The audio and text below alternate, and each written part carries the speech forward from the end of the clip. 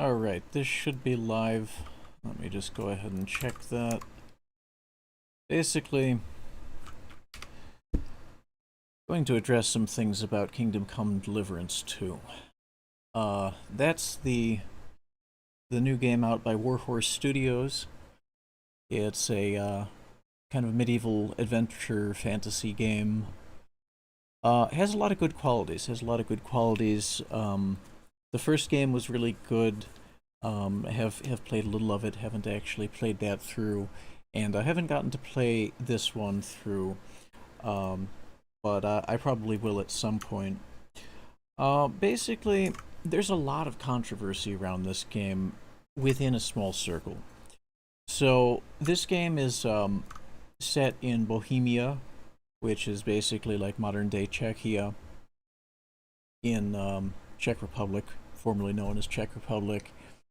And the game has like one scene in it, one cutscene where there's this really intimate gay encounter, and that's led some people in the broader Gamergate sphere, which is not all one movement or one group of people, to come up with the idea that the game is woke, as they call it, so-called DEI infested, all of that, because it does give players the option to have that gay scene.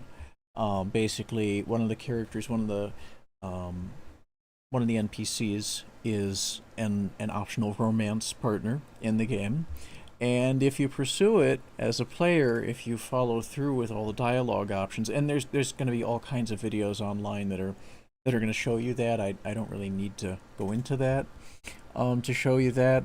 I could just let you know that if you do pursue it all the way, then there gets to be an intimate scene in the game, and you have to try pretty hard. You don't accidentally wander into the gay in the game. Okay, you have to want it. You have to purposefully go like through repeated dialogues in different situations in the game to get to that point. So this is not something that's exactly, in fact, it's directly the opposite of forced on the player. Okay, when a lot of people objected to the so-called DEI crap, which there's some good principles that may be in there, but when we refer to that like as crap, it's basically when we're getting substandard products in games. Okay, that's the principal objection. This isn't like a policy thing. We're gamers. I don't think most of us really care about this too greatly, but here's where it counts, right? Here's where we start to care. We care when the themes, the characters, the stories that are being told are seen to be, changed, co-opted, or replaced in an existing franchise, which there is some grounds here. There's definitely some grounds to say, this looks like that, right? This looks like that. But this doesn't stand in line with almost all of the other so-called woke or anything like DEI. It is gay. Okay, yeah, it's got something that you could put in the letters there, but that doesn't mean to say it's the same thing. And yeah, if I didn't make it clear already, I personally am gay, right? This is not like something I go out of my way and tell people or like make it a big deal, because it's a part of my life. If it's relevant, if it comes up in any kind of social setting, I'm not gonna deny or avoid it, because I don't need to do that. No one should feel like they need to do that. But yeah, do I go out of my way to do this? No, I do not, with the exception of the thumbnail, because it will get people to click. Now, do I care about that in general? No. No, I actually started GBAMFS because of the principles. I believe the principles are that important. The fundamentals of gaming are actually that important. And I'm not just talking market fundamentals. I'm going to refer to gameplay fundamentals and like quality of loops, right, in game, quality of storytelling in game, all of that shit. The nitty gritty, the stuff that the heart of games that matters. Okay, that's what counts to me. Um, Being a social media personality, in spite of what it looks like, all right, I do have a little bit of media background. I have computer background. Um, I can do this well. I can do this well, but I don't super need it. I don't super need it. I wasn't looking to get on the internet and get like internet famous. That's not like, I mean, okay, if it happens, it happens. It's not a goal. All right.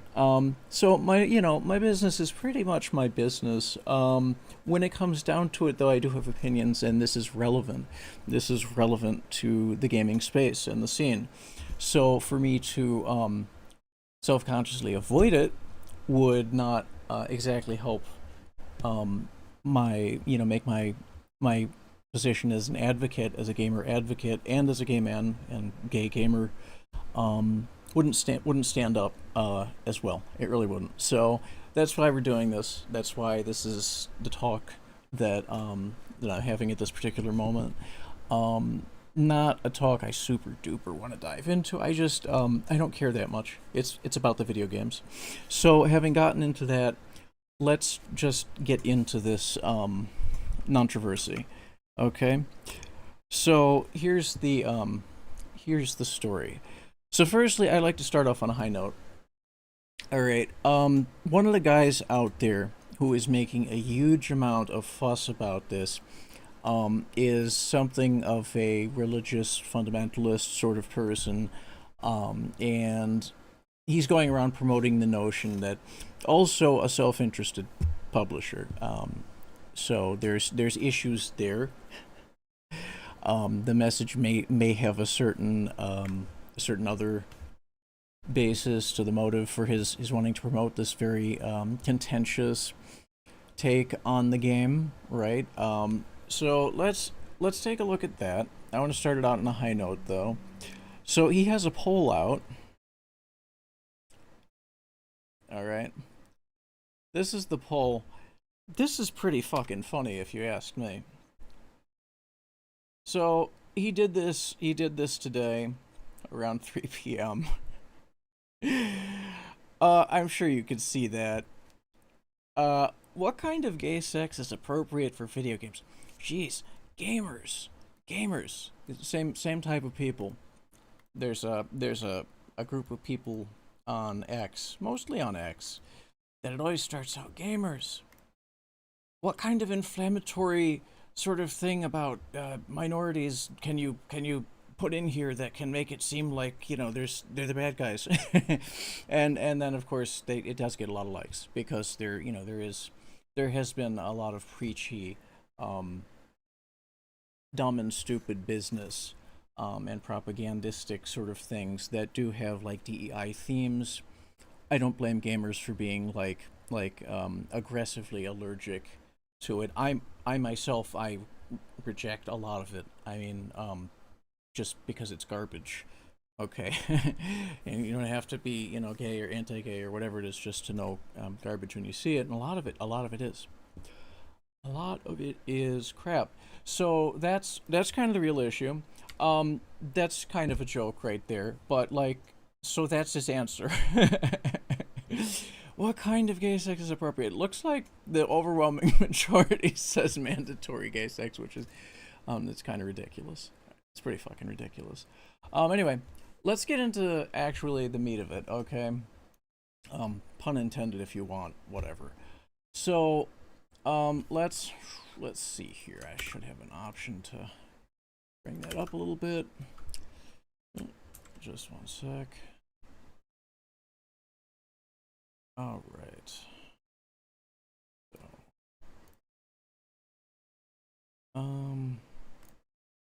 I think this is probably as good as it gets with that.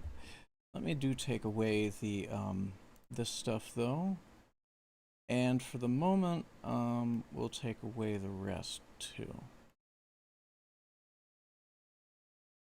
All right, so this is one of the pieces of like evidence. Okay, I guess you can't actually see me right now. Maybe I should throw that back up. just because. Yeah, so this is one of the pieces of evidence, okay, that they have that they're promoting that it's an 8-year-old um it's an 8-year-old like comment on a YouTube video where some random person asked, "Will we have some kind of same-sex romance or even any kind of romance?"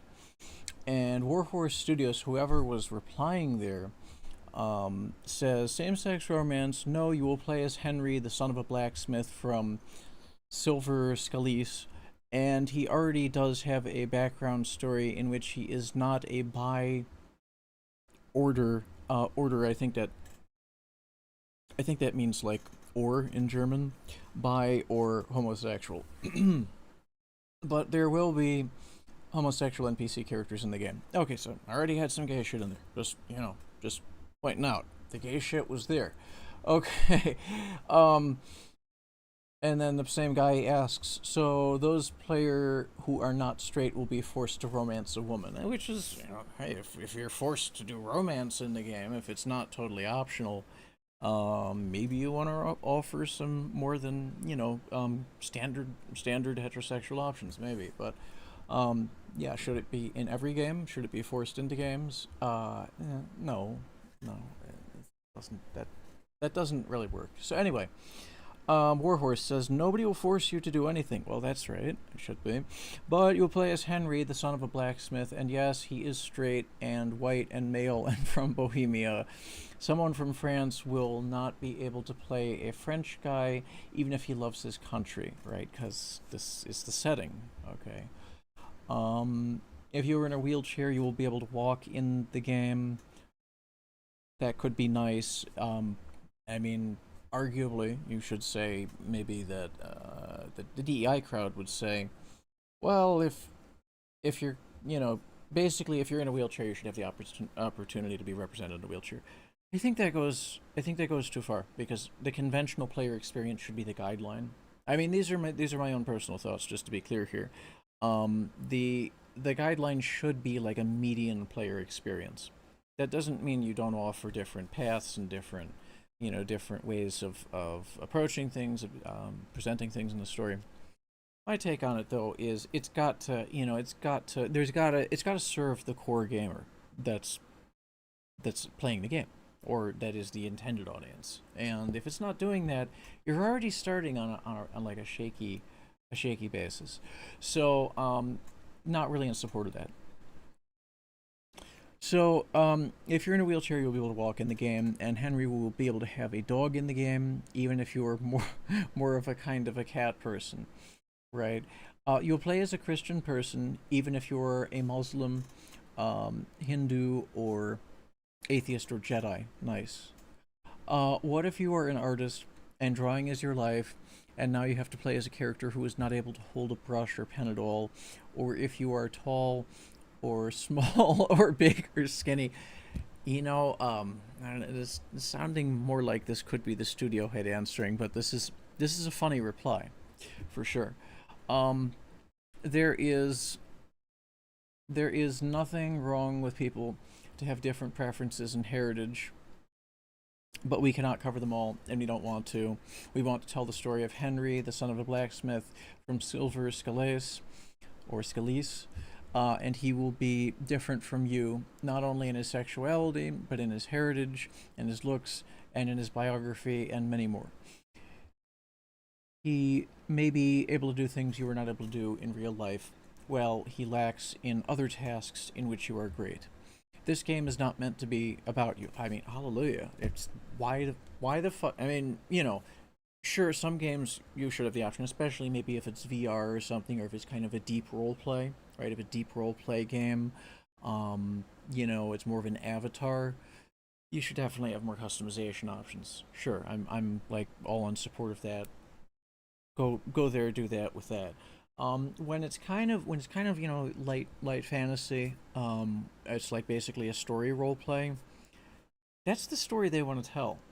Um, especially we're talking about like Daniel Vavra, I believe is the name. this seems to be his baby, right? Like this seems to be his story. We're gonna get into all that because yes, there's inconsistencies, whatever inconsistencies. Um, an artist's prerogative is to change their mind. You know, now this if it was designed by a committee, all right. If this game was designed by like a group of people that are like this is more or less a wiki story production, and it blows, right, and it's a terrible story, and like that, that's I'm probably going to be down on that. All right, I'm probably going to be down on that, and there is there's stuff I do have there are issues that like I'm going to discuss about the studio and everything. I'm going to get to that, but let's address the big pink elephant in the room here. All right, um, yeah. So finishing this, all right. In his sexuality, in his heritage, but his looks, and his biography, and many more. He may be able to do things you are not able to do in real life, while he lacks in other tasks in which you are great. This game is not meant to be about you. Boom, there it is. You are Henry, you are Jan Silva, and you will be able to play as Henry if you want to. You can play his role. There are so much facets that creates a character, a person, an individual. Being gay or straight is not the only difference between people. Whatever. Okay, so yeah, that's their reply, right? That is the big controversial reply. Okay, not super that controversial in my opinion. It basically that was so that's an 8-year-old quote, which was written as a YouTube comment. I wouldn't take that as being super official. It is official. I mean, it is from the account, but we don't know who wrote it. It kind of sounds like a Daniel Vavra post, but that's speculative. What it comes down to is this doesn't have any concrete bearing on where the story goes in the future. This pertains to that game. I grant that like the language there it seems pretty clear.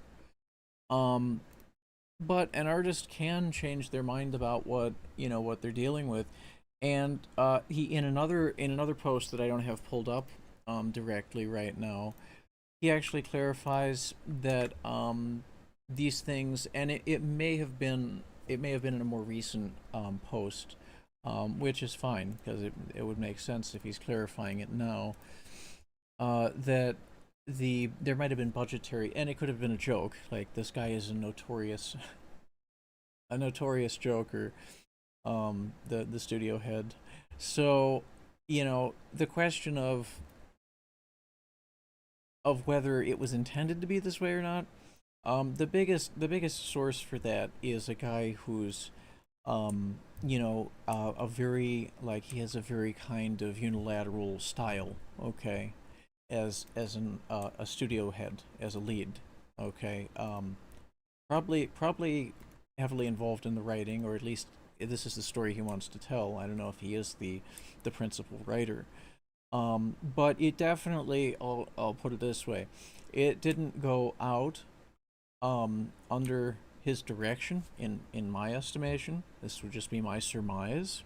Okay, without him being quite clear that it was within his vision. It's what he wanted. That seems abundantly apparent. All right. Um, coming back to some of these other things. Let's go ahead and take that off the screen. So here's a thing. Here's a thing. Daniel decided to kind of go after this individual here with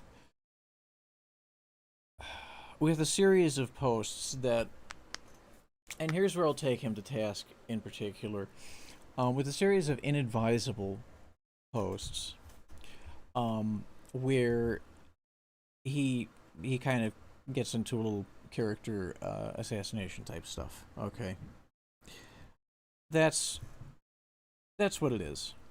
Um, It looks really bad. It looks bad and it is bad. All right. In spite of the fact that I mean, this person, this Della Rose, does come across, and there's further detail that is worth exploring there as a grifter. Okay, does certainly play the role of a heel. Okay, in the the commentary space on this, because he's essentially denouncing the game because it doesn't share his values. He disagrees with it personally, and everything he's pointing out about it has less to do with the game, in my opinion, and I'm gonna break into that, than the then it speaks to his own his own mindset and agenda with respect to his publication, which needs a lot of signal boosting to maintain relevance, as all print does, as all text type of publications do at this point in time. So that is that's definitely something to consider when you look at his output on a lot of this stuff.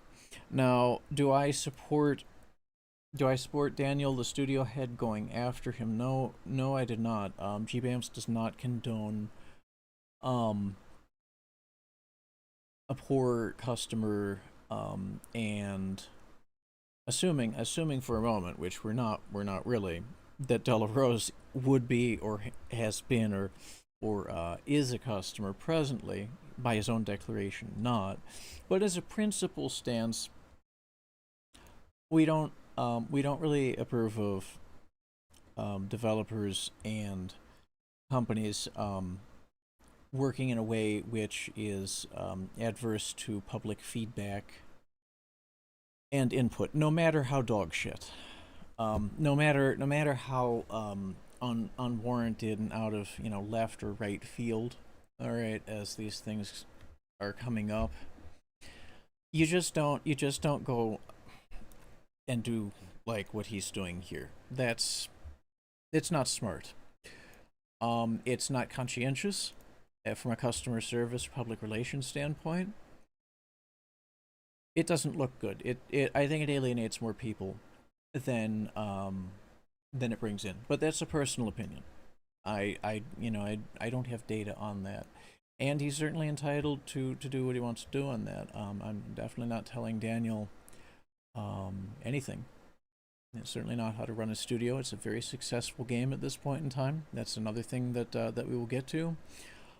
Um, his social media engagement strategy is his own. Daniel, if you're watching, it's your own, and not trying to get into that, but I do have my thoughts on it. I am willing to offer feedback where I really think it needs to be done. Okay, this is one of those times, and I'm gonna give you the example here. All right, this is it. Okay, because even this person, Della Rose, not a gamer, not really a gamer. He has a comic book publication.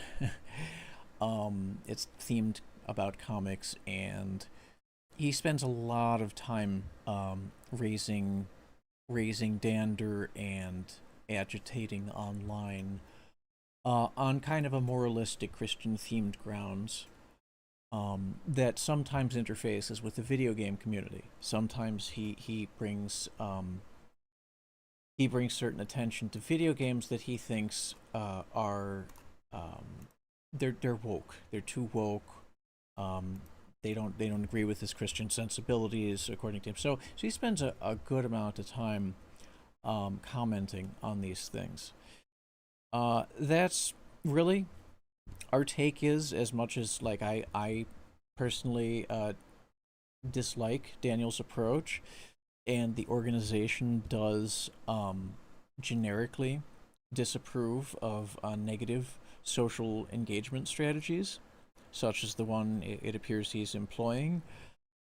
Um, that's kind of it's kind of in a sense none of our business, and here's why.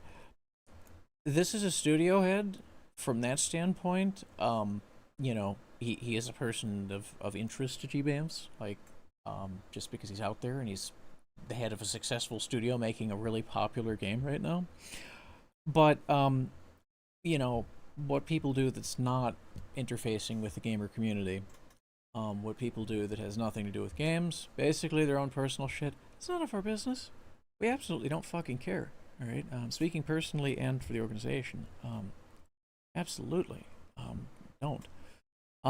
So again, maybe a little personal disapproval, but this is not about us. This is a guy who is a comic book publisher, um, a publication about comic books. Okay, um, and he appears to be struggling for relevance in social media, and so he's trying to raise a certain religious and cultural ire against a successful publisher. That's an issue. That's an issue for gamers in the generic sense, but it's not an issue to do with the publisher. I should say with the game publisher, right, the developer, so much as it is this individual. That I think they are causing Deliverance is causing more of an issue for gamers than gamers are being benefited or informed by his activity.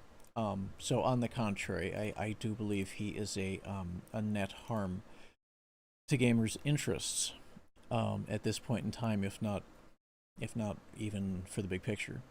So here's what I'm replying to here. Daniel Varvra says in response to someone, why did you do this? Okay.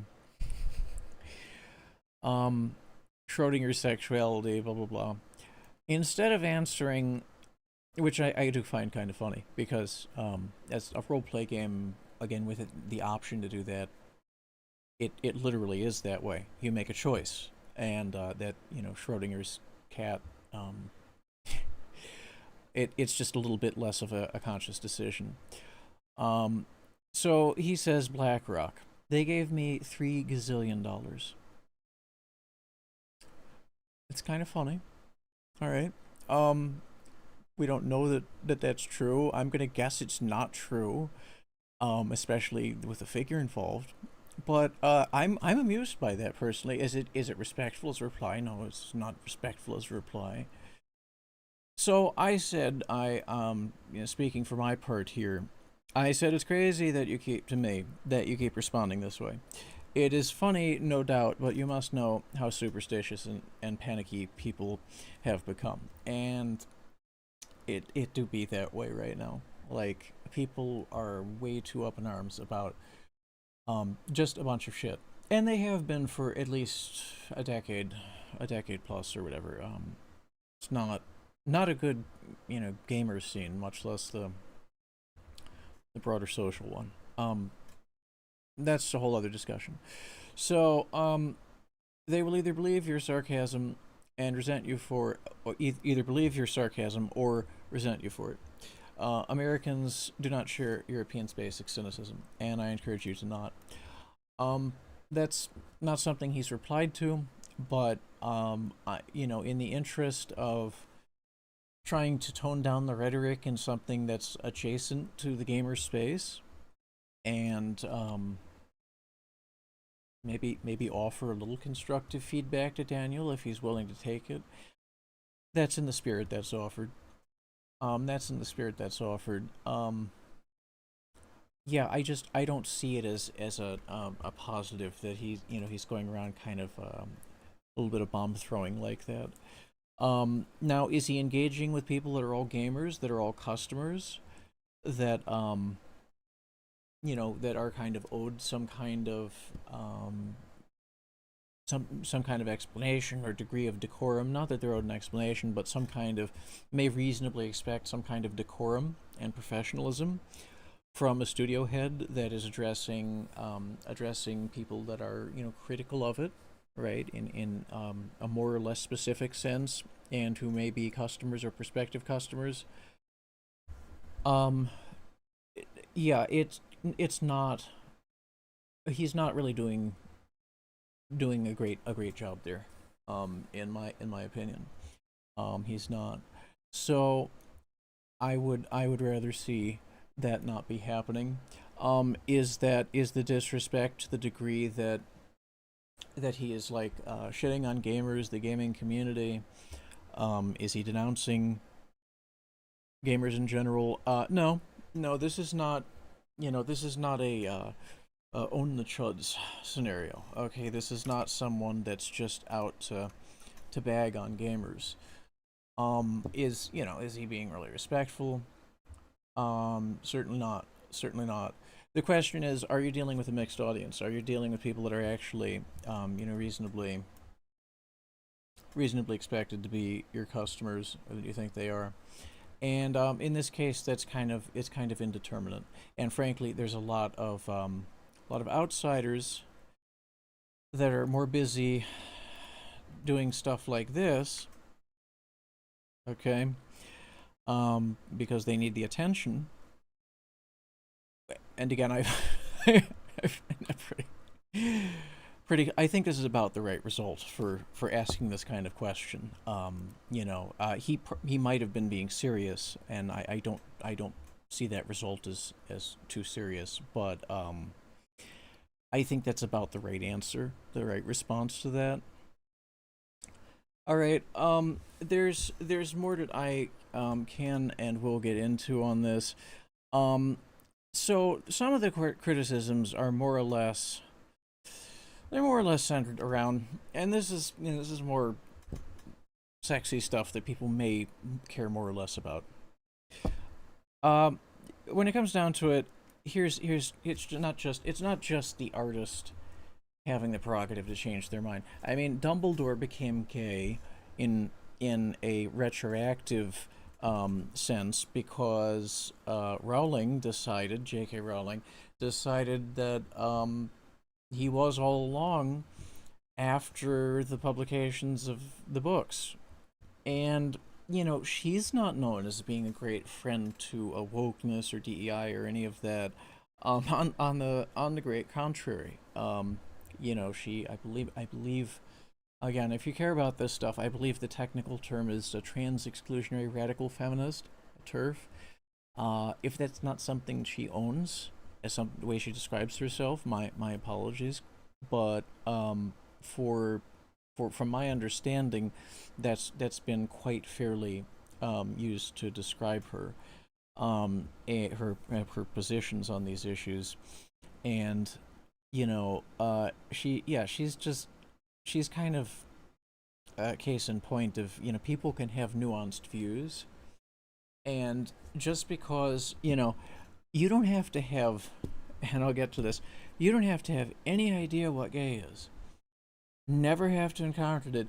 If you happen to be that way, all right, born with it or not, I don't know some kind of answer on that exactly. I believe it is that way, but you'll just know by over time. You're gonna know. This games don't make people straight. Games don't make people gay. All right. If anybody was unclear on that, you should definitely look into that, because that's not how it works. All right. So I said in response to this, it's a different character. So assuming that the studio had the writers didn't just change this, or even if they did, totally their prerogative to do. You know what? People's sexuality isn't a fixed quality for everyone their whole lives. Some people do realize it later. Um, Many are in denial because of in real life homophobia. All right, it is acceptable in both realistic and fantasy settings to play with that idea, because it's people, not just an idea, right? Um, you can't brainwash someone into or out of their sexuality. That's my position on it. There is a lot of academic literature that goes all into this, but most of that I've come across is pretty conclusive in that you don't You don't train someone to be gay. Like, it's a stupid idea. It's a bad and stupid idea, actually. And vice versa. Like, contrary-wise, the whole, what do they call that? What do they call that when somebody sends their, usually it's a kid, whatever, to go to a, oh, that's, the train them out of it. I don't know. The anti-gay brainwashing, whatever those camps are. Okay. Um, anti-gay brainwashing camps. Those don't really work. They don't work.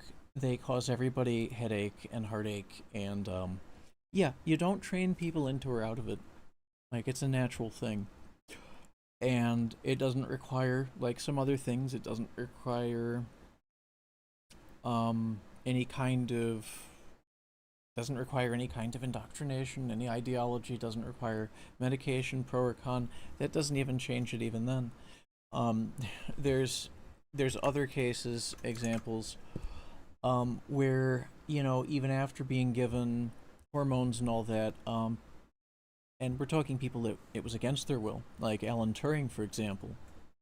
Alan Turing, one of the great geniuses of World War II, British, gay guy. He helped win World War II. He's also a gamer. Okay, he didn't do anything major with it, but he liked mental math and puzzles and this sort of thing. Interesting point also. They used those to do recruitment for cryptography in World War II. That's how they got a lot of their personnel. Yeah, they actually used that to get people who are gamers who enjoy mental challenge, and that was the kind of people they wanted to help break the codes, and they got them, and they did. And for the thanks for that, for Alan Turing, who was a not so closeted gay man at that time, is they transed him. They forcibly transed him. They forced him to be chemically castrated, and it really sucks. That really sucks. So my view of trans things is colored, shaded greatly by that knowledge, among others, of the history of these kinds of things. Um, yeah, it's not all cut and dry. It's not all cut and dry, but he never accepted his identity, that is assigned identity, as a woman. And I mean assigned as in the state told him this. Not assigned as in ascribed, right? You're born and oh, what's there? And yeah, that's that. No, it wasn't that. He was told after the fact, as a very much adult man and war hero, that you're now a woman because this is the legal outcome for being a gay man in Britain at that time. Sucks pretty fucking hard. So they forcibly transed him against his will. Um, Tried to make him live as a woman. He didn't accept that.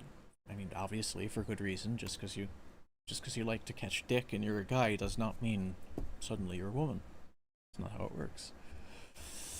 Anyway, that's a problem. That's a fucking problem. There's lots of problems in culture, and you know what? Most of them don't super relate to gaming. I wish people would stop talking about this kind of shit in general. Is Turing's case worth knowing about? Sure it is. Is it a gaming topic? Kinda. Most of these topics really aren't. I'm pretty tired of a lot of them myself, quite frankly. That's why I made the org. But social media is brutal, and people are more interested, and will be much more interested in the cute ass little thumbnail of me with little rainbow flags than they will about any of the cerebral commentary I have on the gaming space. That's how this works. So I'm glad you're here. That's what's what. Now, in response to something Smash JT commented about this issue, right? He did a little highlight on it. This is my take. I've already said basically as much in this video, But what we have here is a studio head personally attacking a publisher who chooses to act as an activist for his worldview, Christian fundamentalism. And for those who didn't know, all right, this gets into all a bunch of gross stuff, but with a splash of furry homosexuality on the side, right? I'm not saying either of those are gross necessarily, but just kind of the combination of all this stuff. Nobody really needs to deal with this, but the algorithms love this. Neither are these favorable. Neither of these are favorable to gamers to back. Okay, uh, really, like, yeah, um, they're not ours. One is a developer who's got a really big mouth. I think he'd be the first to admit that. And the other is a guy that has a history of free interest. All right, not like super judging there, but there it is. And some of it was a little on the gay side for added spice. And yeah. So this is the guy who's now just banging the drum on the Christian gaming has to be respectful to Christian interest in gaming. No homo, no gay, no play, all of this shit. So neither of these people are really. I mean, Daniel, the studio head, he's a gamer. He's a big gamer. He loves the stuff. He's obviously passionate about it. But he is like a dev and a studio head. That's business. That's business. That's not something gamers need to inherently care about. Okay, we can care about the fact he may be doing it right or wrong, or he might have made a good or bad product, or his policies, the policies of the company, may not be so good. That stuff, reasonably, we can care about. Um, Beyond that, no. And I said a caveat here. At least the studio head, the studio head, legitimately produces games and adds something to the gaming community. The activist publisher not, and that's true. That's true. As far as I'm concerned, my personal take on it is this: John Delarose character. He is an interloper in the gaming space. All right. He certainly has a lot of opinions about it, but those come from a very point of very personal perspective on the things. It's not he's not deep in gaming culture. He's not particularly knowledgeable about the games he's commenting on. There's really we kind of have no horse in this as far as my take on it for gamers. This is like it's not our fight. It's really that simple. All right. Uh, we hope that Daniel doesn't veer in that direction because I we don't need to fight with people unnecessarily, and this guy the relevance already is really strained. So yeah, I'm actually gonna go into I will pick into his list. Okay. He did a listicle on X, and I think that is worth delving into. Let's start. All right. Kingdom Come Deliverance 2 is one of the biggest insults to gamers and Christians in recent years. Okay, so I'd like to see a little substantiation of that. It was all about trying to be subversive, woke, and promoting DEI and lying to gamers along the way. These are incredulous claims. First of all, there's what, like, 3 different claims here? Yeah. If by including some homosexuality in the game that makes it subversive, I mean that's basically a bigoted opinion. That's not given at all. It's saying anything that isn't heterosexual and presumably in line with mainline Christian doctrine of abstinence and no sex before marriage, all of those things which may or may not feature as much in basically every other game, or mileage will vary in real life. That's subversive. So it's a deeply judgmental and assumptive, if not like rather ignorant, thing to say. Woke, that's a buzzword. That's become so meaningless. There is some relevance to it because it is used by the people in the studios, even to this day, where like they view it to be a positive, right? A pro woke, and it basically means you're a socially conscious person and you're doing the right things and putting the right stuff in the games, even if the gamers don't want it in some cases. Has nothing to do with the game in a number of cases. Um, yeah, that's, there are reasons to be critical of woke stuff. Okay. Um, but it doesn't mean to say that just because you call out something woke that you're in the right, which I think he would like to pretend to be. And even if he is in the right, what the hell does that have to do with gaming? All right, like that's kind of the big issue here. He doesn't like it. Great. Um, Daniel Vavra said, "Don't buy it," which is it's a really problematic phrase because of the history. The history is the Wokies did the same stuff. Okay, the history is the studios, which specifically targeted to generally, the male, pretty much had pretty normative characteristics, right? Mostly probably straight white male audience in a lot of cases with games. Um, Turned them into things which are basically, I mean, if I'm to reach, basically not at all into some kind of, I could say like DEI inspired woke fantasy.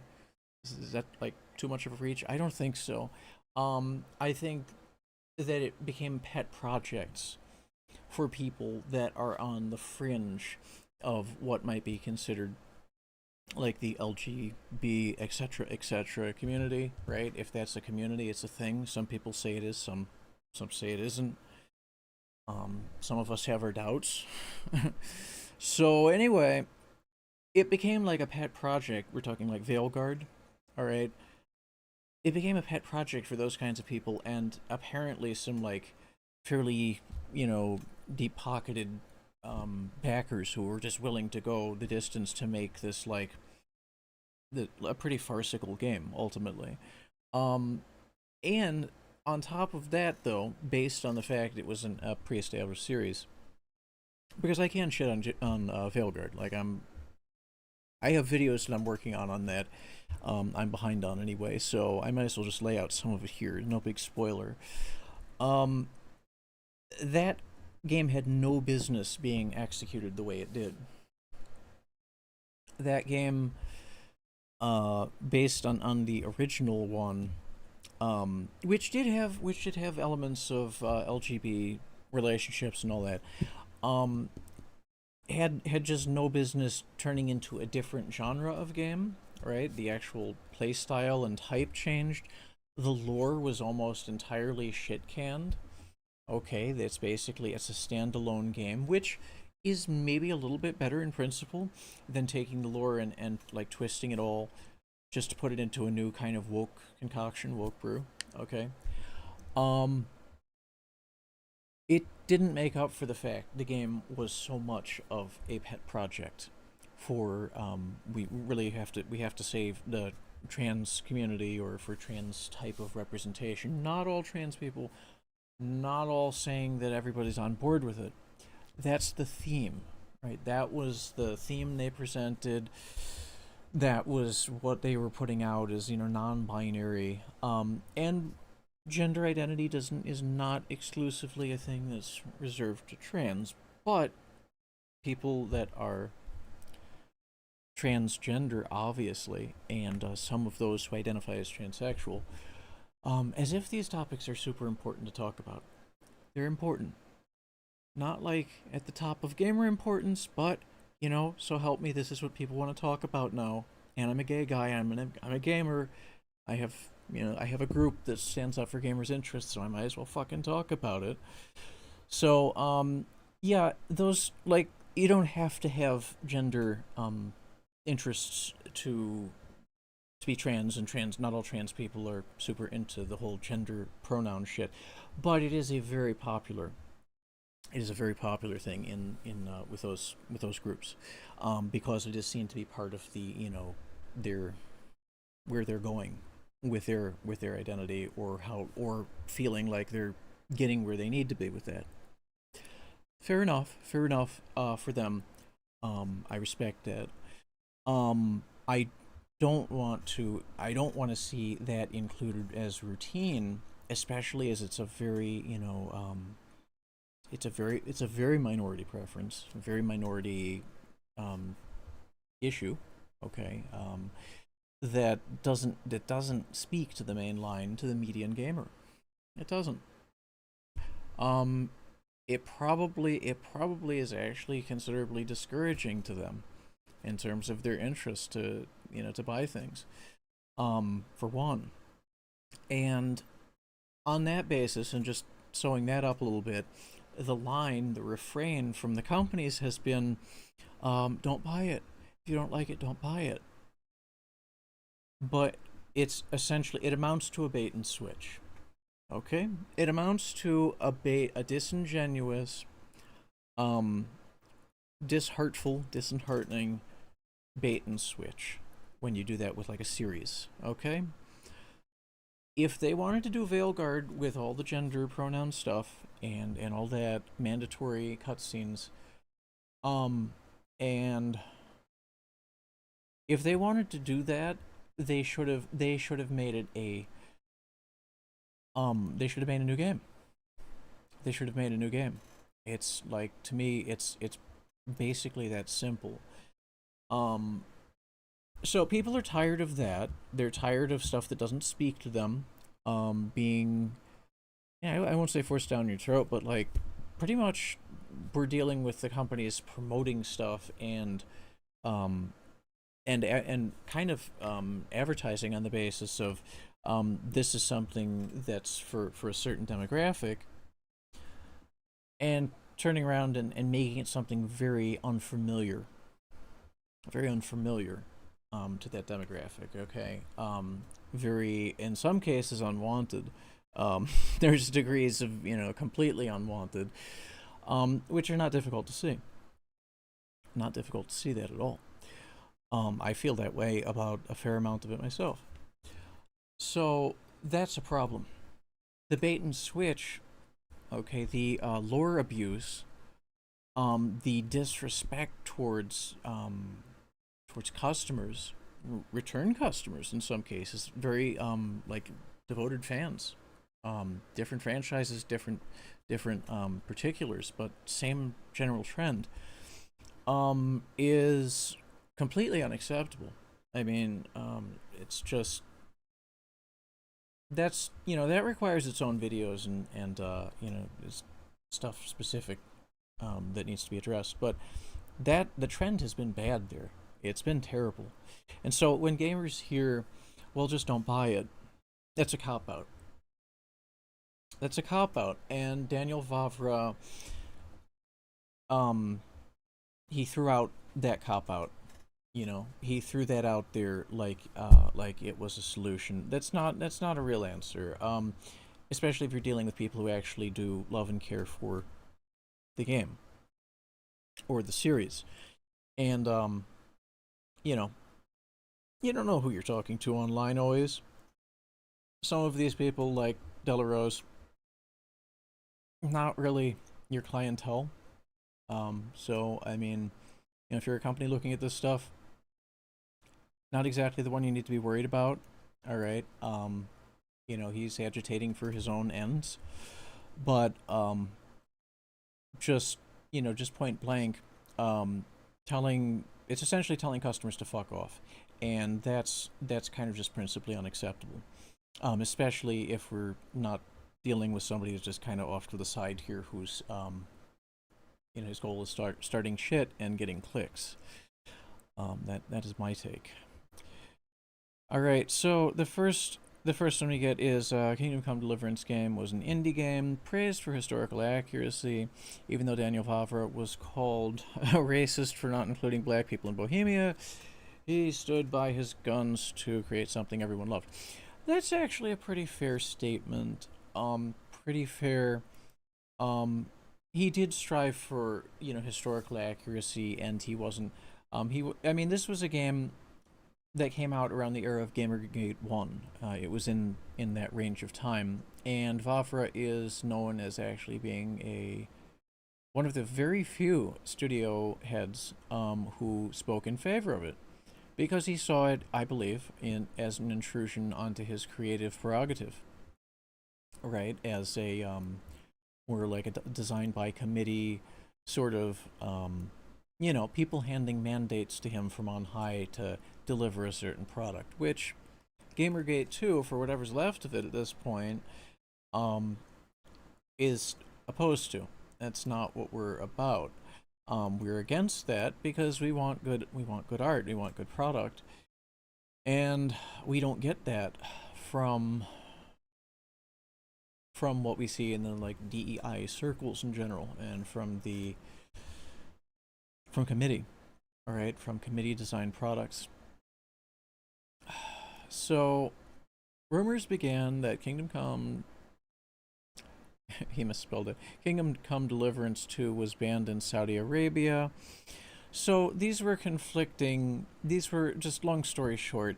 This is if this is his like leading point after basically a very opinionated intro. Um, if this is his leading point, this is incredibly weak. The Saudis are not, you know, with respect to Saudi Arabia, um, they some of them are very big gamers. I understand the Crown Prince himself is a kind of a devoted gamer, which is based and awesome. But in terms of their general appetite for and interest in the gaming space, they are not known for their broad palette. Let me put it that way. There is a narrow range of media content that that is typically found to be acceptable in the kingdom and among other places, kind of adjacent to there, and that doesn't really touch upon the broader landscape of games that are available. You know, if there's too much sensitive content, sex, violence, witchcraft, anything that kind of anything that you could probably say is kind of cultural and religiously sensitive there, it may just be banned. It may just be banned, and there's like a fair amount of things like that. Um, I'm not sure if like depicting alcoholic consumption would be, but I do know that alcohol consumption itself is banned there. There are things that are just not as accepted in some cultures as in others, and that's perfectly fine. For them to have that to be that way. Not really my business. But when it comes down to video games, and when it comes down to what works in video games, all right, and what we want as gamers, guess what? You know, that stuff is whatever the gamers want. It often involves fantasy elements.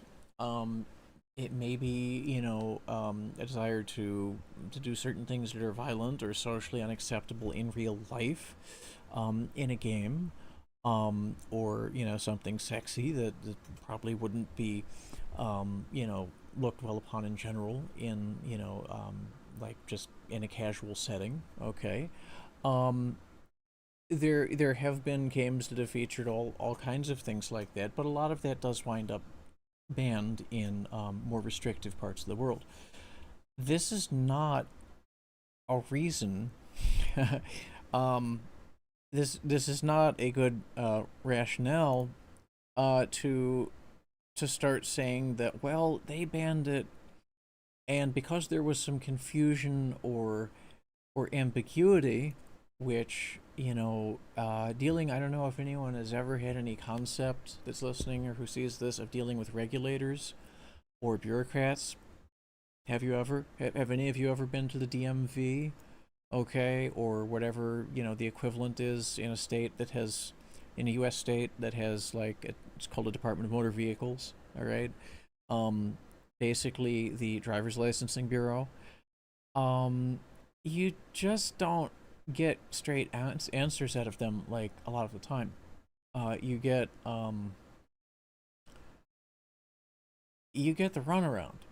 Okay, a foreign bureaucracy. Yeah, I'm not surprised if Daniel didn't get any word on that for a bit. If there was some confusion or delay, or he might have been assured that it wasn't, only to be, this is speculative on my part, only to be informed later because of maybe the attention it received, that it was.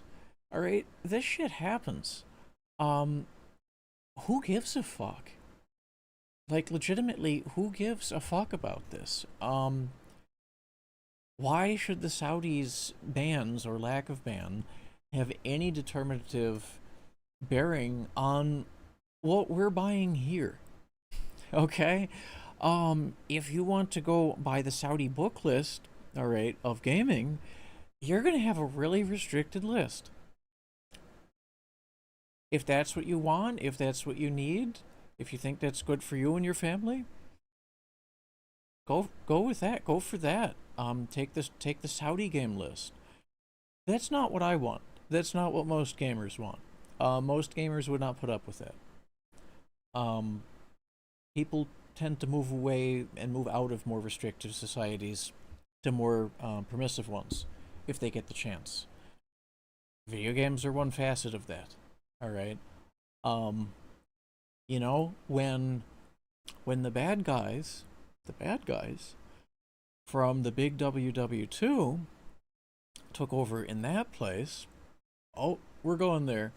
This is an example. Marlene Dietrich and a bunch of other entertainers and famous people. Okay, not to mention some of the scientists, but we're not even going to go into that. They came to the land of the free, which at that time was widely regarded, and still most people do regard as the U.S. of A. All right, because they closed the fucking cabarets, they closed the dance halls. All right, among other things, entertainers and artists. Relevant history. All right, we are an art appreciation collective. That's part of GBAMFS mission. So don't think I don't notice. When the artists are dispossessed, okay, categorically and legally, then you have a fucking problem on your hands for for content creation. Okay, um, and I mean, if you wanna come down to it on the cultural side, I mean, here, even though he clearly added DEI elements to the game, do you know do you know that before integration in the U.S., like, do you know that like the entertainer class, like at like clubs and things, I mean, and before that, speakeasies. Don't even get me started on prohibition and fucking you couldn't even have a drink here and whatever for a little while. And then by the time the 50s and 60s roll around, you have black entertainers that are coming in through the back door. Um, they can only leave off of the stage. They're not going to get to mingle with the audience. This is what you have when you have the kinds of things, when you have these kinds of overly restrictive, ignorant, pig-headed takes, like DEI.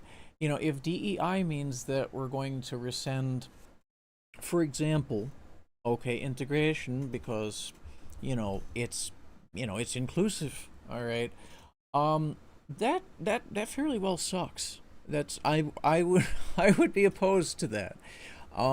As would I for a variety of other things, like, if you're entertainers among other, like, distinct strata classes in your society are like separated from one another. Not to speak of, so-called things like untouchables, whatever, right? In certain cultures, if that's the case, you're screwing your whole freedom concept. Forget fucking video games. I mean, that would be one canary in the coal mine of that. Um, DEI to some extent is just common sense and social decency. To the extent it, you know, fucking perches on your game and turns it into some complete mutation of it, only to have the company tell you, "Oh, just put up with it. Oh, it's for someone else, in spite of all the marketing and the predecessor games being for basically your demographic and your gamer profile." And then just don't buy it. Well, that's a complete conceited cop out. Some of this shit is obvious. But this whole added DEI elements, no, no, there was gay shit in the original game. Even the comment that we looked at earlier, the 8-year-old YouTube comment, as though that was like a press release, which it was not. Right? It's official, but it's very low level official. Someone obviously, if it was Daniel saying that, he obviously was writing it off the cuff. It's punctuated very poorly and everything else. If you want to uphold that, is that this is canon, this is bona fide, you're doing that with a YouTube comment. It's not nothing. It is from an official account, but it's basically the least level of officialdom you can possibly get as far as confirmation.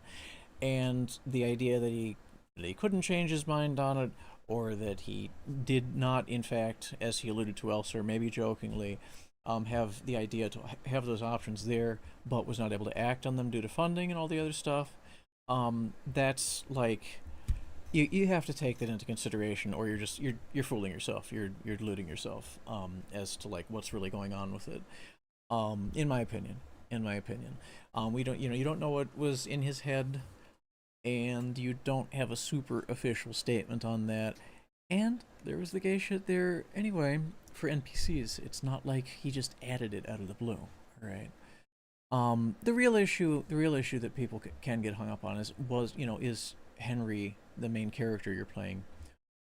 Since he now has the option to be bi, right, to act on it, is his character changed? That's a fairer debate. But as I addressed, if you rewind a little bit, or if you've already seen it, if you're watching now, it's just not impossible for people to have incidental flings that are same sex. It happens. Not to mention, it doesn't mean they are that way. It does happen. And sometimes you do discover later in life that you are different than you know. That also happens. Games, if you want to talk about realism, that's part of it. You don't get to take from one side of that and not take the rest of it. If it's realism, that shit happens too. If it's fantasy, well then, it's fantasy, isn't it? People do have gay fantasies. Some do. So what? They want to enact them in a video game? So what? Some people have straight fantasies. So what? Okay, here's where he's right. This is where JDA, he's absolutely right. He gets to be right about this particular thing. They did this code of conduct that was overreaching, and he went into all of these very specific categories, and they were deleting all kinds of threads, and just making it very tough to offer feedback. Now, granted, they may not have wanted to hear a lot of it, and I respect the studio's prerogative to set in principle, restrictions on their forums in their areas. And even on marketplaces, right, where they do have an element of responsibility for the content there. I respect that in principle. I don't especially find it becoming or a good policy to say. I mean, you look at all these categories, and I think they fell victim to their own kind of pretensions of good intent here, right? Like their own high-mindedness, because this is kind of ridiculous. Some of these are obvious that you really probably shouldn't do that, but that's subjective. I'm not apologizing for one side or the other or any of those specific things. Not saying any are good. I'm not condemning them either. People have the right to express their views. The question always is here and now, right? What's acceptable in one setting may or may not be as much in another. And without getting too abstract, I think they were too restrictive. Okay, or specific. Either of those things. Neither too abstract nor too specific. I think they overreached in how they dealt with this. And we actually do have a position on this, which I need to pull up. But I could recount it from memory fairly well. This was the first point in GBAMF's position on this. This was overly overreaching, overly specific, and did restrict legitimate feedback about the game, even if it wasn't very nice, and it wasn't very tasteful. That's kind of, you know, when you choose to do this, you have to accept some degree of feedback. That's our position as consumers, as a consumer organization. You need to accept some degree of feedback, um, and in point of fact, more than what they were, and they did actually revise it. So ultimately, this is a point in Warhorses and whatever this management company here play on. It's ultimately a point in their favor because they rolled it back a bit. All right, there is more feedback being permitted on the Steam forum at this point in time, so we can count that in their favor, but late. So it's still mishandled, but resolved as an issue. All right, now this is him again rehashing these ancient comments. So fucking what? So fucking what, man? Like, you either believe in artistic freedom or you don't, or you believe in artistic freedom only so long as it suits your preferences and prejudices. Not how we roll. Artistic freedom in principle, good, worth defending, practically wherever can be, and a lot of the, you know, the woke and DEI and the other stuff called that tends to fall on the side of like being more business side motivated. Well, I'll put it that way. I feel a lot of it more is either business side motivated or kind of more niche interest. It might suit the, you know, the sensibilities of at least some of those working on the games. I respect the right of everyone to have their own perspective. When they're working on a game that's going to go out to tens of millions potentially, they certainly would like it to go out to tens of millions of people. Gonna maybe have a large cross section, a good median cross section of the gamer community that's going to be evaluating your artwork. That's going to be, you know, considering the fitness of the product that you put out. It really, it's incumbent on you to take their perspective into consideration at some couple levels, not just like at one level or one juncture, but like several steps along the way, if not the whole way. Much less the social engagement strategy, right? These days that is the marketing strategy, which has often been high-handed and really just ignorant in point of fact. Whether it's, you know, woke ignorant or whether it's like troglodyte ignorant, it's still ignorant as ignorant when you're dealing with your customers. It's you could quote me on that. That's Jdawg's quote for this stream. Which brings us back to Daniel Vavra.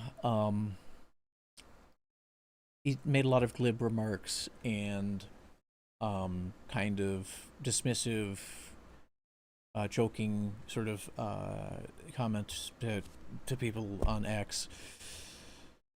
Not a good move.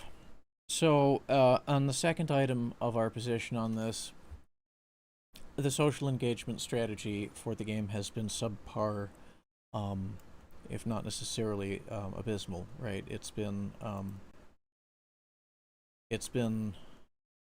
problematic. That's the second point. So those are two fairly strong points. All right. The forum overly overreach and restrictiveness, which, you know, goes against kind of free expression and some of the things we stand in support of, and the false steps with respect to engagement. So one is kind of resolved favorably, but it's still not great. The other continues to be Daniel is a character, and he continues to be one in, publicly on behalf of the studio for the game, which that's a style. That's a stylistic approach. It also it's a bit it is I could see how it's disrespectful, like in the eyes of many. So that's something we are against. The org is against. It's not like it's denunciations or anything. It's not hateful towards gamers. There are degrees of these things, but do not look favorably upon that. Um. Okay. Let's see here. Gamer's Voice. They didn't want to play some because of a graphic homosexual scene. Oh no. Offers hook to axe to mock using a. Well, okay, as a matter of fact, I mean, a lot of the arguments against this game that have come from people more, basically more along De La Rosa's camp, they're saying it's not realistic. There's not homosexuality in the Middle Ages, blah blah blah, and these things would have been hush hush, and they probably would have been killed for it, which to some of those are absolutely true. But like as far as the art and which should be no special restriction in the game. Well, I haven't played the game at this point, and only so many people have. So we don't really know what kind of outcomes or consequences, or if the relationship became acknowledged anywhere. We don't know that. At least I don't at this point in time commenting on it. But these things do happen in the real world. They happened in the Middle Ages. They happened in ancient times. People have been gay forever. And they're not going to stop being gay for, someone's preferences or a book or a game or anything. So, yeah. And there was some very, body, degenerate, modern word we can use, degenerate. There was actually degenerate medieval art. Does that mean gamers' concerns can be dismissed with that? No. Is it kind of funny? Personally, I'm going to admit that it's kind of funny that that's how he chooses to reply.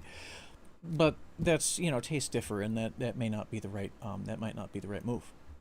But yeah, there's degenerate art through pretty much every age by the broad definition, the assumptive definition of anything which is not, extremely straight-laced and kind of, chaste and covered and anodyne.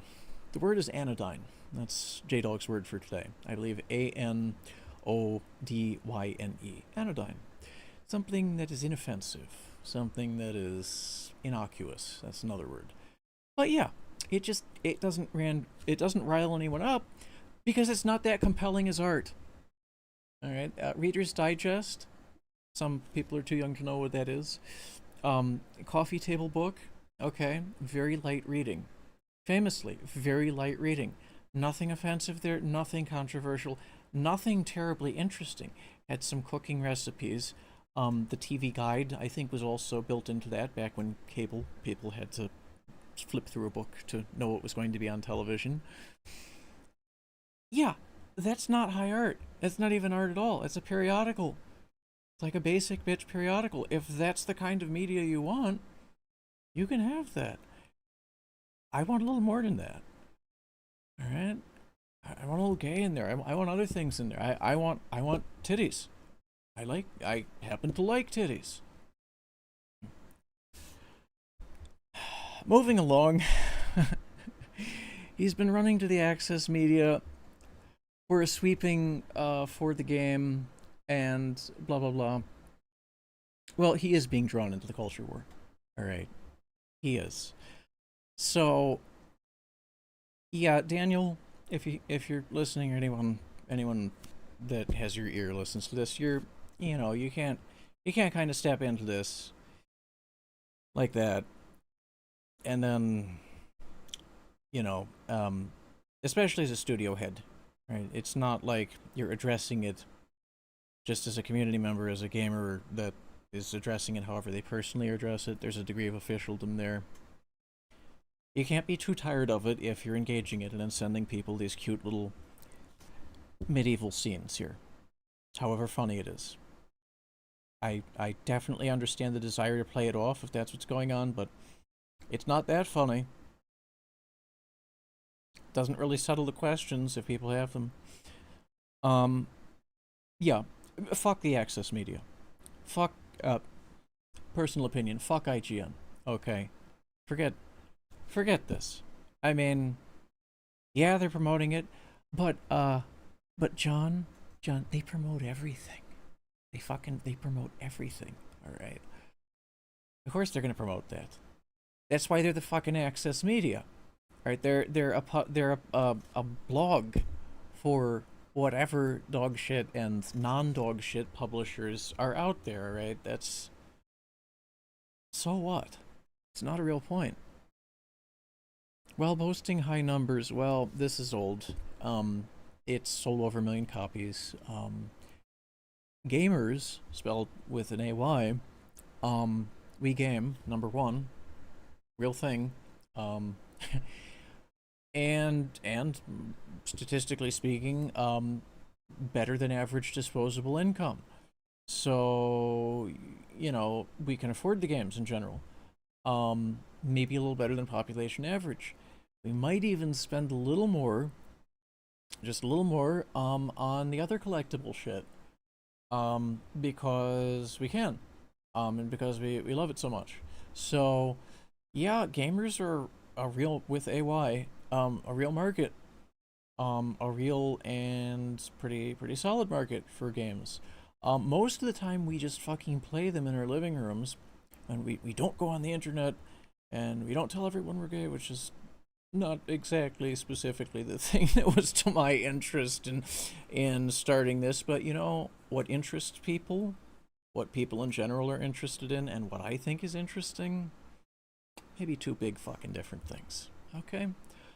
So, the least important or lower important parts of, the priorities in one's own perspective, not always the way the world sees things. They want to get caught up in other stuff.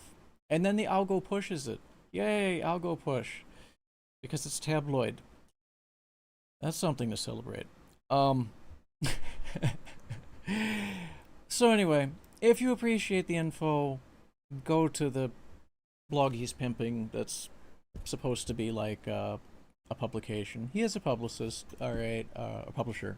You might say he's a publicist for his own viewpoint. A lot of this stuff is just sheer editorial, highly opinionated. Oh, look, I think I'll like that. You do control the buttons you press. That's a gamer statement. That's a gamer move. You control the buttons you press. Oh no, you can beat up old ladies in GTA. Motherfucker, did you do that with the control? Nobody made you do it. Is it right? Well, yeah, it's probably not right. Definitely not right in real life. But if you do it in game, that's why we say, X, Y, and Z in Minecraft or whatever. Not real. Not fucking real. It's a game. Some people never had any concept of games to begin with. Don't really play games, don't appreciate them, don't understand the gamer mindset, don't understand what it's all about. Gaming has never been viewed to be an especially upstanding moral activity. Just to level with you. Doesn't really matter the culture you go back through history for. Doesn't really matter where you come from with that. And I realize this is not a gay-centric stream, but I don't even want it to make it a gay-centric stream. This is a gaming cultural commentary stream. Just so happens you're listening to a gay gamer talk about it. So, yeah, it doesn't really matter the culture. Alright? Gaming has been looked pretty much down upon throughout a lot of recorded history, most recorded history, whatever. There's a possibly apocryphal tale of a law in the Middle Ages, whatever, late Middle Ages in Britain, where I was going to actually cite this, and I did in another video that's yet to be published, where if you're found to be gaming or having cards or dice or whatever at any time in public or after a certain hour in public, that's something you could get taken in for. That's just one example. I mean, it does vary. There have been times when gaming has been more favored, more or less culturally favored. I don't want to say it's uniform. It's probably a bad, like an overly broad generalization. What I can say is for a lot of recorded history, in a lot of cultures, it has been. It has been looked down upon, and restricted, or potentially a criminal offense for having certain games. Um, you know, you look at Japan, Nintendo originally, all right, and this is actually another another video that's coming. Nintendo originally was I believe, I really should verify the name, but they were a card company. Okay. They were a card company, card game. Okay. And yeah, Hanafuda. Hanafuda. I'm glad I looked it up because I pronounced it a little better. Okay. But that was, it's like gambling sometimes. Sometimes there's money involved. You have cards, that must mean you're kind of a thug, maybe. Maybe. This is not me casting any judgment. This is me getting into the mindset of the time where that was looked down upon and restricted. It's been hard to be a gamer sometimes. I know there's going to be a lot of people in the industry that are going to laugh at that statement. But yeah, it's hard for you to be an artist. You want us to believe it's hard for you to be an artist? Uh, yeah, it could be hard to be an artist. Sure, there have been cases, performers, entertainers, not always the easiest fucking thing. Creative work isn't always, from a variety of standpoints. Yeah, well, as a consumer of art, right? As a consumer of entertainment products, um, and we go back to prohibition, all right? That's a little bit basic, but I mean, case in point. Not always a fucking garden path there either. Not the easiest thing to. It's not a cakewalk, all right. So yeah, there could be more mutual respect about these things, and just broad respect, especially for people that are outside of the community, non-gamers that come in and want to take these really strong moralistic postures, these really exaggerated stances. There's another one I could call out here too, but I think I'll another day in time. Another day in time. Um, yeah, so let's get to one of the reviews here, and I guess I'll wrap this up sooner or later because this is the most important thing to me and in gaming. No, it is not. No, it is not. This is what the algorithm pushes. I hope it gets picked up. If it doesn't, fuck me, whatever. 8 years ago, Warhorse Studios said, same-sex romance, no. You will play as Henry. We already read this before. Additionally, Daniel Vavra, co-founder of the studio, tweeted, would you please explain me why it's racist about telling the truth? There were no black people. Okay, yeah, so he didn't put a whole bunch of black people in there because there weren't at that point in time and people were generally good with it. Okay. So let's see here.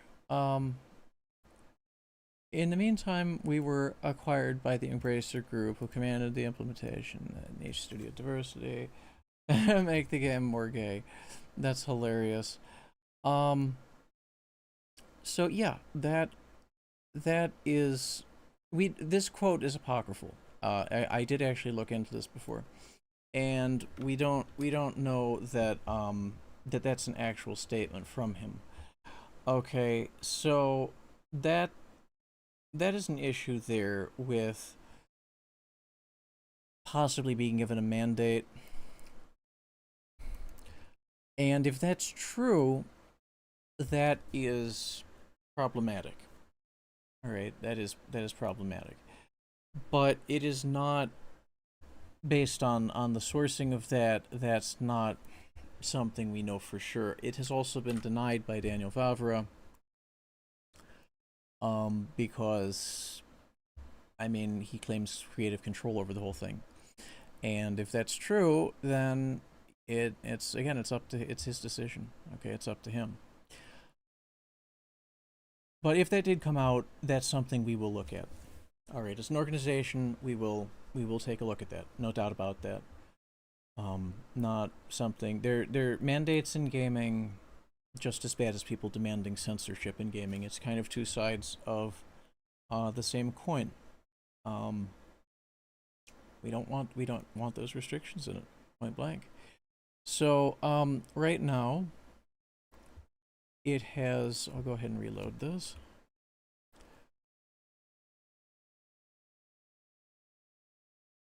$7,800 reviews, very positive. Over 1 million units sold, which is pretty damn good.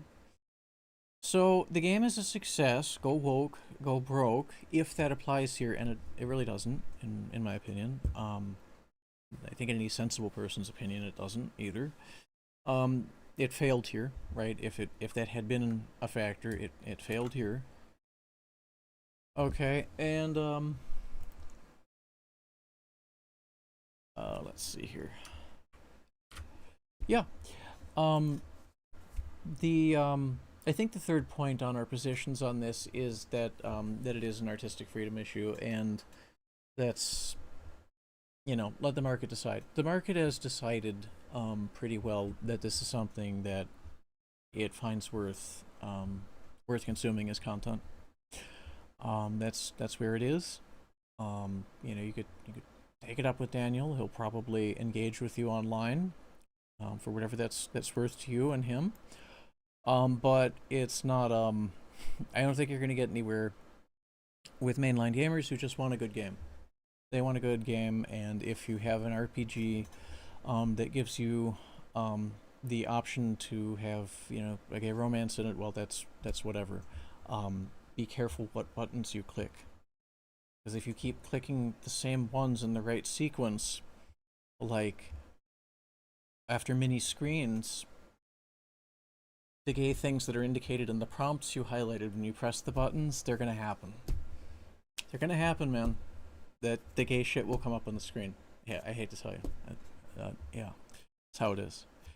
So, yeah, I think we're gonna wrap this up shortly. Here's a little jaunt into my last stream, more of a Star Trek themed stream. Yeah, I had to clarify it. I didn't fully remember, like when I played the game originally, I didn't actually remember that there was an implicitly gay relationship mentioned in the game, because Star Trek famously,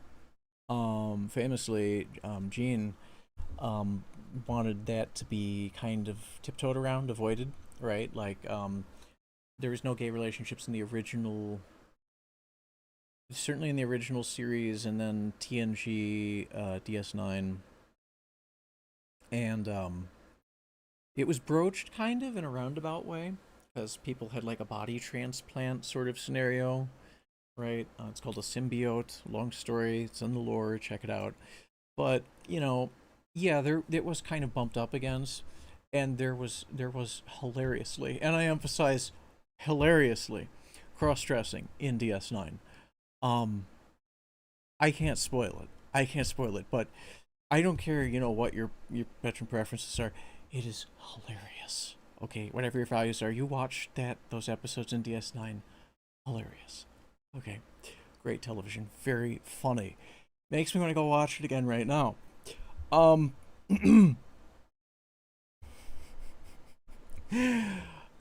But there was no explicitly gay relationships in Star Trek, alright, at least until things went really radically, drastically downhill with the recent series, which doesn't mean it was because of that, but the way they did it, abominable. As a gay guy, abominable. Why the hell you do that to my Star Trek? Why? What, you... Am I supposed to feel good about that because you did something that has like a gay theme in it? Hell no. Hell no. They fucked it up wildly. It is beyond belief. And I don't believe in giving, you know, attaching yourselves to things that has nothing to do with you and feeling bad about it. But if I were to do that, I would certainly have a temptation to do that about that, because it's just been dog shit. That does not help LGB any people at all. That's just some awful programming, point blank. And yeah, I don't even know. But about something I do know about, the 25th anniversary edition Star Trek game, which I actually played a little of last stream. I didn't remember that they had an implied gay relationship in that game. Okay. Now, ChatGPT, which is known to lie at times, it said no.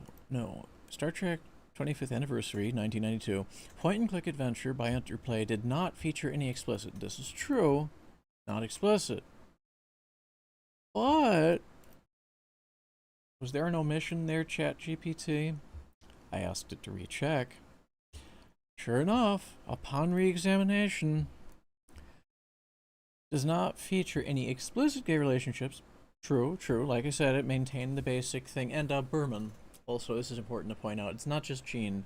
Rick Berman maintained the showrunner after Gene's passing, main showrunner mostly. In Enterprise, it was only him, I think. He maintained that no explicit gay relationship thing. Which, hey, I love Star Trek the way they are. There are definitely LGB whatever critics that say, oh, they just should have went ahead and done it. They should have made explicit gay relationships in the series. Personally, I don't need that. Did they do things around that which were fun and interesting? Sure. If they didn't keep it fun and interesting, would people love it as much? Probably not. I mean, there were moral undertones and, like, you know, there were what is the word here? There were moral lessons, I guess you could say, in Star Trek. So, yeah, there's an actual word for it I'm missing, but long story short, there were morals to the story. They were very much part of the core of the storytelling, so it was not something that was visible. It's something it's part of the tale, right? It's like an Aesop fable or something. I think I mentioned that. It just has a little bit of wisdom there for you to either ignore or pick up on and apply if you feel it's applicable to you. And a lot of Trekkies do enjoy the kind of principled and kind of upstanding stuff that is there. And it never featured any gay shit explicitly, and I'm fine with that. Lots of people are gay, not gay, whatever. Every kind of people enjoys Star Trek. However, we did get in this video game, the Kirk and Spock thing, that's bullshit. There's, like, shippers. Miss me with that shipper shit, especially Kirk and Spock. No, that's not what I'm referring to. That's right, so no among the colonists. Male colonist refers to another colonist as his partner. Now, I could launch the game. I think just as a point that I'm like my commitment to demonstrating this. I'm gonna go ahead and grab that real quick for you.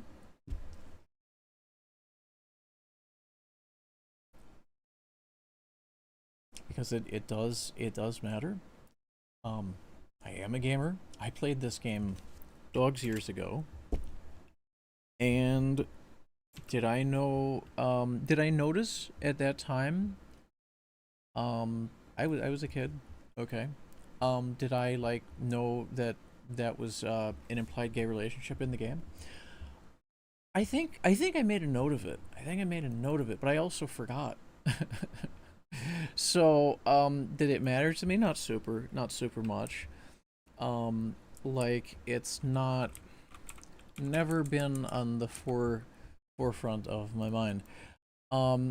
So here we go. I will bring this up so you could see the exact point in the game where one of the colonists refers to his partner, male colonist. I'm gonna skip ahead a little bit here.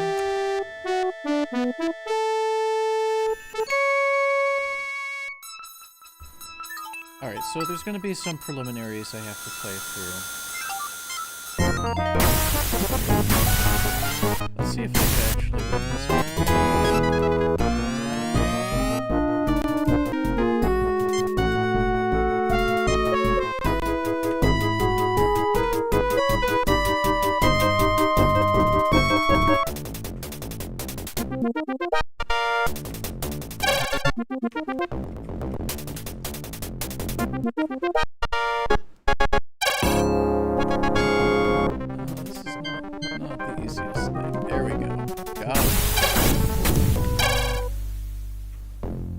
Come back.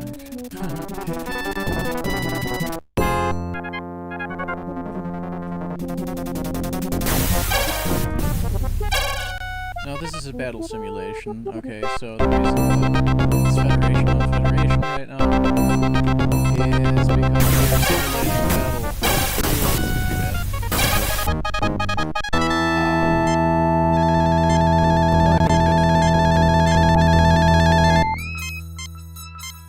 Alright, so we have to go to this planet.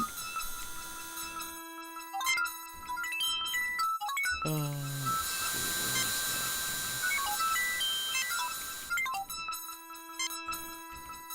where is the button?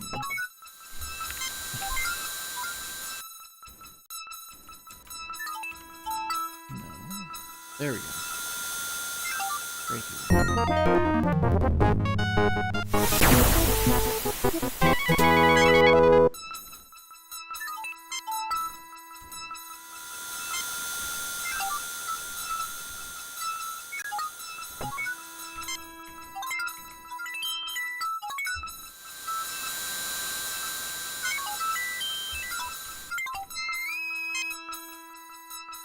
Alright, so if you want to see the more comprehensive playthrough on this, you could check my stream from the other night. Where is the... here we go.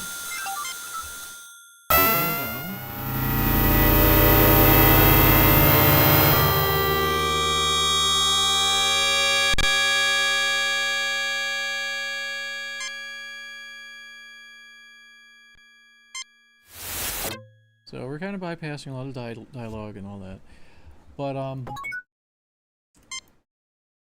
so here are the miners who were attacked by, they say, the demons on the planet. It's kind of like a no spoilers, but it's kind of like a Scooby-Doo mystery as to what's behind that. And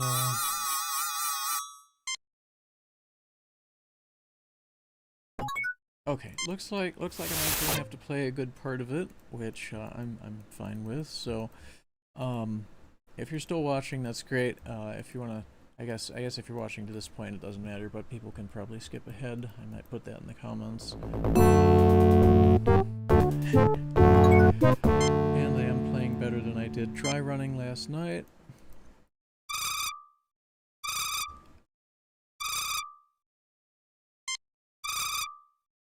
All right.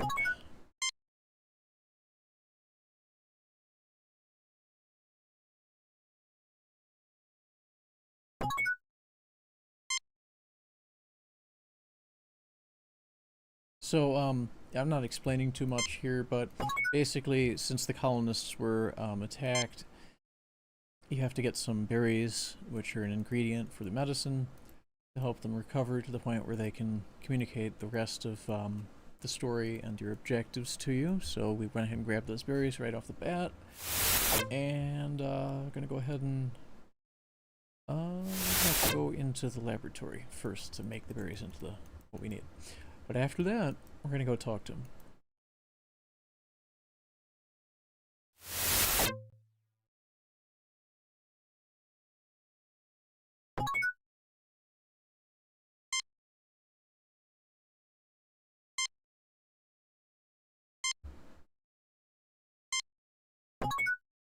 Okay, so gotta get this medicine made here. Gonna do that over here.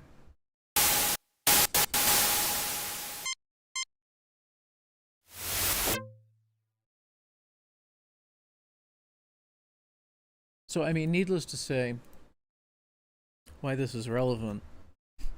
This is a game made in 1992. Up to this point in Star Trek, it was on TNG. TNG came out in '89, so it would have been on its third season. Definitely nothing like even super strongly hinting of gay in Star Trek at all, right? Which up to that point, just a TV series. on its second iteration. So this game, which was based on the original series, TOS, was pretty pioneering. All right, this was like the first game released based on it, and it appears to have an implicit gay relationship in it. And this is Star Trek, where that's kind of not super done. It's not allowed by the showrunners. But this is a video game. All right. So I'm talking to the Brother Chubb, one of the recovered miners that we got him the medicine, so he's able to tell us what happened. So they were ambushed, but the so-called demons didn't follow. There's a whole story for that. So anyway, let's talk to I am Brother Roberts. Brother Kendre is my partner. I was on the communications link when the demons caused the rockfall and silenced him. He said he had found a strange door with devilish writing and so on and so forth. So these are like actually religious colonists on kind of an outpost planet. So they kind of went there to settle a new world there, and one of them has apparently a gay partner. So that's kind of cool and interesting. I didn't think much of it when I first played it around 1992. But yeah, gay isn't new in the world at all. It isn't new in fiction at all. It isn't new in video games. Maybe you don't like it. It's fair. People have their preferences, have their own views, live by their own values. But video games are a reprieve, sometimes a refuge, sometimes just a bastion of fantasy, much like literature can be. Gamers may or may not be moral paragons. Games may or may not be especially observant of contemporary or any kind of other values, religious, whatever, cultural. They're games. They're in the world of fantasy. They are places people go to have fun and do stuff that's ostensibly not the same shit they do every day. Not the same shit they have to deal with every day, like maybe religious shit, maybe the HR department, maybe both. That's why gamers want to do something else. A lot of the time, they want something different. If gaming was a simulation of the same bullshit that we all did routinely, if not all the time, in our day-to-day lives, gaming would be boring as shit. Gaming would be boring as shit. That's why gamers aren't really into that. That's why trying to tell gamers what it is we want or should want is bullshit. It's bullshit. Whether your book is the DEI Bible or any of the other Bibles, okay? Or the Necronomicon for that matter. Doesn't really matter. People are into different things. Gaming allows them to do that. That's among the values that gaming holds to gamers. And we don't care about the bullshit. We don't want the bullshit. Whoever's coming from, whatever side it's coming from. So that's my big long spiel, my big long gay spiel on this ultra important issue that we all have to talk about now because that's how the new media works. It was pretty dumb, to be honest with you. I'll go ahead and just give a little parting note. It was pretty horrendous and dumb in 93, 94 area. I believe it was the time when, and this was a new thing at the time. I'll just go ahead and tell the story. When CNN was still new, because it started in the 80s, and there was no 24-hour national news before that. Didn't happen, didn't exist. Cable was newish in the 80s, and CNN being national and 24 hours. Totally new stuff, new things. Okay, when they and they led the way because there were others. When they did wall-to-wall coverage of the O.J. Simpson trial, because that's when a lot of this media hysteria cycle of like sensational tabloid bullshit and nonsense. I tend to read, like, my preference is reading and consuming seriouser material. If it comes off, it comes off because that's what it is. When they gave wall to wall, week long and then months long coverage of the O.J. Simpson, first the chase and then the trial, that was garbage then, as far as I'm concerned. I don't consider that, like, talk about media that's not worth consuming, right? Like bad entertainment. Well, maybe that was in that direction, right? Nobody needs wall to wall fucking 24-hour, basically, week after week and month after months long coverage of, I mean, horrendous though it may be, social drama like that. That's the kind of shit gamers walk away from. That's the kind of shit gamers don't want. Being lectured to, being shown horror show shit that we can't get away from. Don't need that, don't want that. Granted, some people won't like some of the stuff that's in some games, and they may see it as, that might also be a distaste trigger for them. Totally respect that. Totally get that. You do you. But as far as the world, it's a bit like the never-ending story. What are the boundaries of Fantasia? Well, they're the boundaries of the human imagination. The limits of the human imagination. If yours are very limited, I feel sorry for you. Mine are not, and I choose to engage them. Okay, that's why I'm a gamer.